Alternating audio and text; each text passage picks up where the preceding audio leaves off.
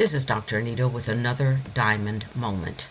The diamonds of our lives are produced through time, heat, and pressure. It's what we do with these experiences that determine the outcome of our lives. We're living through something right now that many of us have never been through, particularly in the United States. Our government is changing. People are changing. People who had always been in motion are not in motion. People who had been sedentary are now moving. We're seeing this same thing occur all over the world. People are being spurred into motion because the lives that they are accustomed to living are rapidly changing, and there is no explanation to come across to find out why we're going through these things. If this is something that you're interested in, please stay with me. We're going to talk further.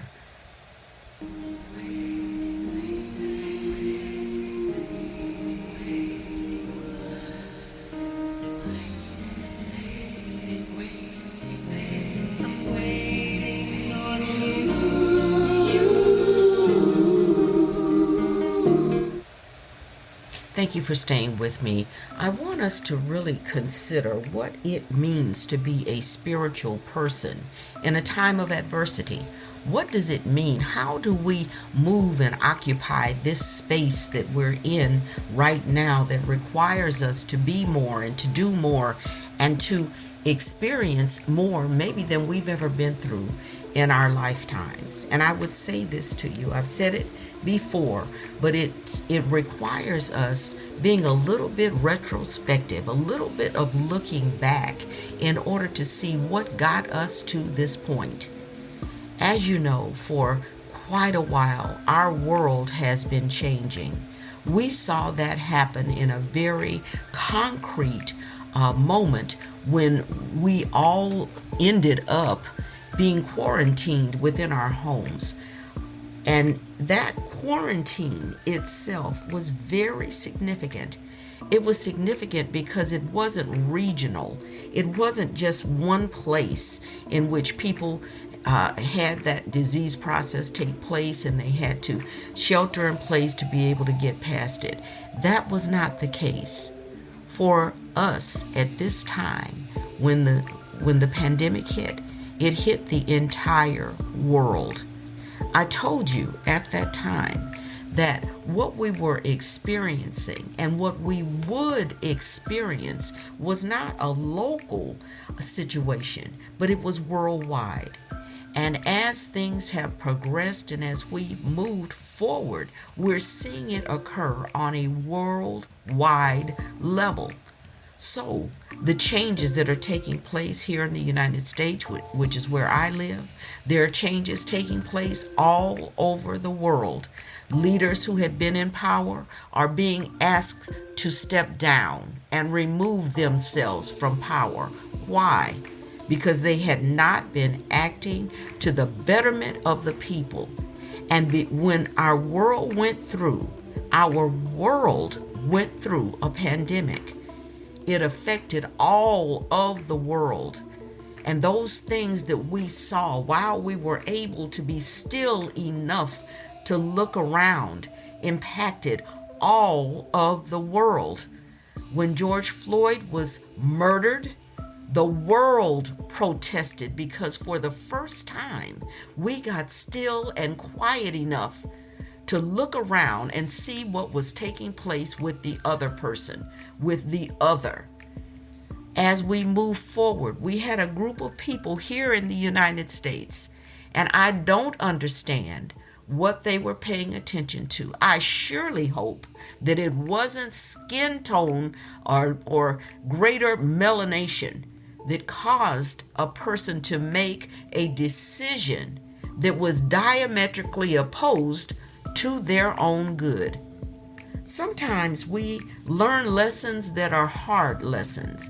Those lessons require us to look deeply within.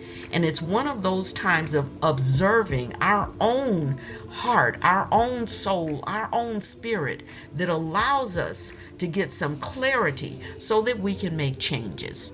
I believe we're very much at one of those inflection points within our country and possibly even within our lives. We're at that place where we have an age that has left us. We've talked about for many, many, many years that age of Aquarius coming in, where people are much more loving and much more kind. But there has to be a residual effect from what was to get us to what is, to move us to what will be.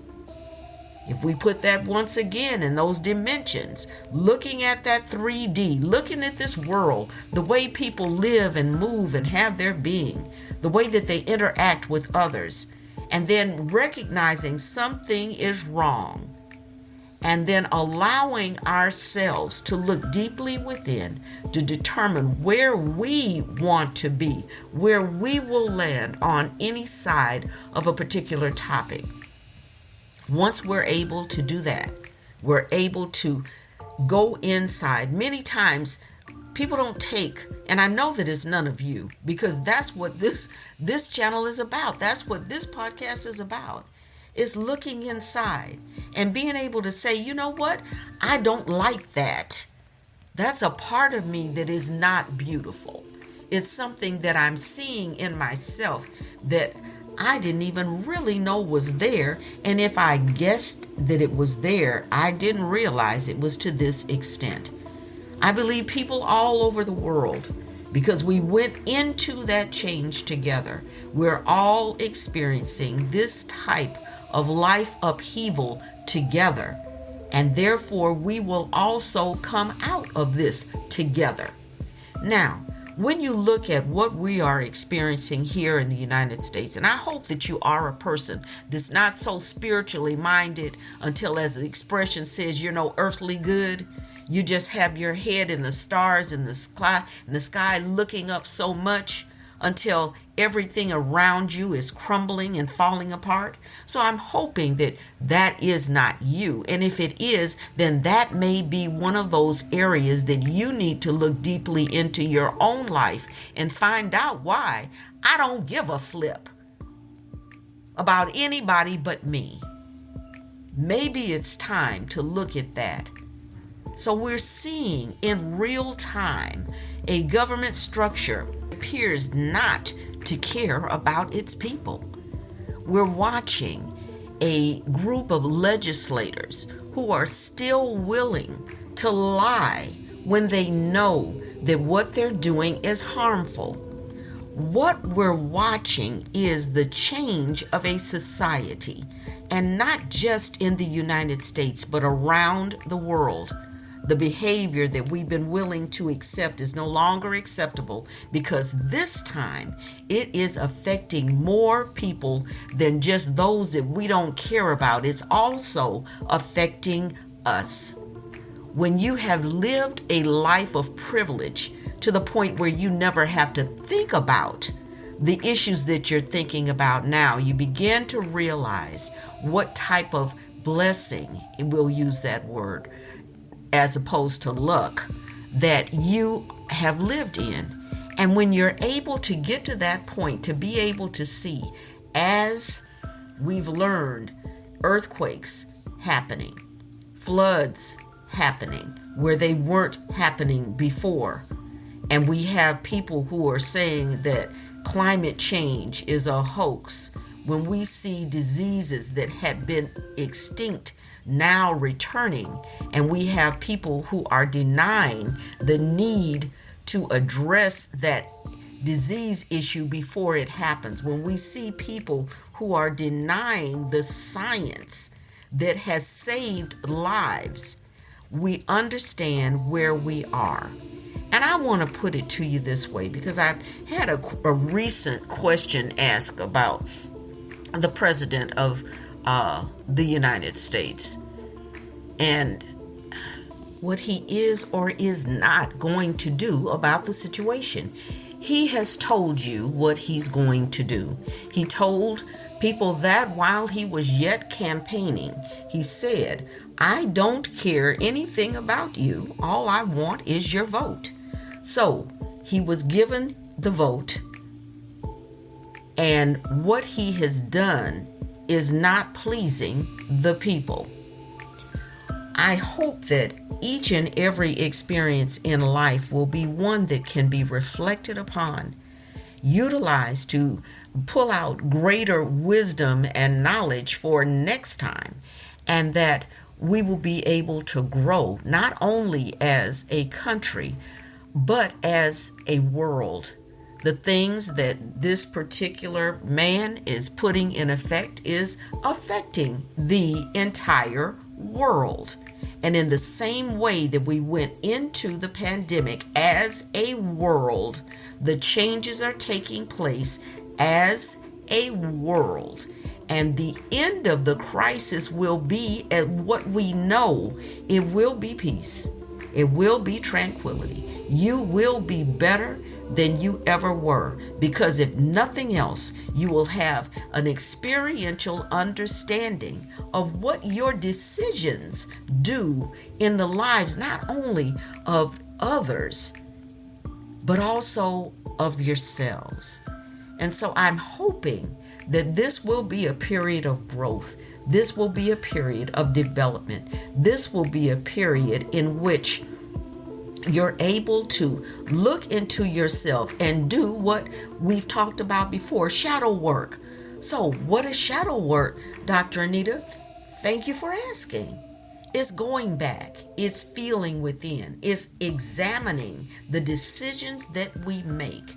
It's examining the reason behind that decision. It's examining why I feel as though it's okay to round up people wherever they may be and kick them out with no due process. And if you have been one of those people, then you understand specifically why it's so important to go into the way that this country was set up. It wasn't set up as a dictatorship. It was set up to be run and operated by the people.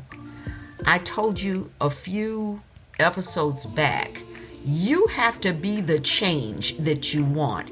You have to be the change. But in a spiritual context, the way that you do that may seem slightly counterintuitive, meaning being still when maybe you would have been active.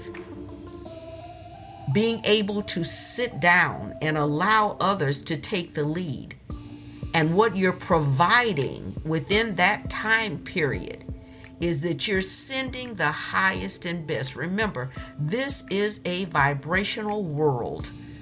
We are vibrational beings, and what takes place happens from a vibrational standpoint. If we are lifting our thoughts, if we're thinking those good, those positive, that love, that peace, that side of things, and not the hate and the fear and the anger, because that's what we're seeing acting out in our societies. That fear and that anger, which lashes out and hurts other people.